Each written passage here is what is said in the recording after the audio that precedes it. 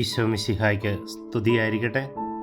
വിശുദ്ധ ലൂക്കായുടെ സുവിശേഷം 2-ാം അധ്യായം 9-ാം തിരുവചനം.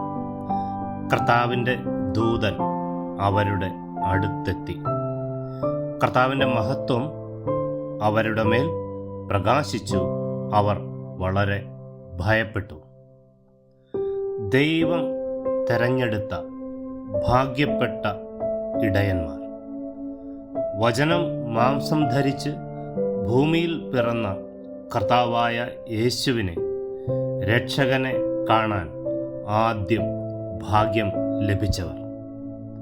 മംഗളവാർത്തയുമായി പരിശുദ്ധ അമ്മയുടെ അടുത്തേക്ക് ഗബ്രിയേൽ ദൂതൻ കടന്നു ചെന്നതുപോലെ ലോകം മുഴുവനും വേണ്ടിയുള്ള സന്തോഷത്തിൻ്റെ സദ്വാർത്തയുമായി കർത്താവിൻ്റെ ദൂതൻ ഇടയന്മാരുടെ അടുത്തേക്ക് ചെല്ലുന്നു. എളിയവരായ നിഷ്കളങ്കരായ ഇടയന്മാരുടെ മേൽ കർത്താവിൻ്റെ മഹത്വം പ്രകാശിച്ചതുപോലെ നമ്മുടെ മേലും കർത്താവിൻ്റെ മഹത്വം പ്രകാശിക്കട്ടെ. ആമീൻ.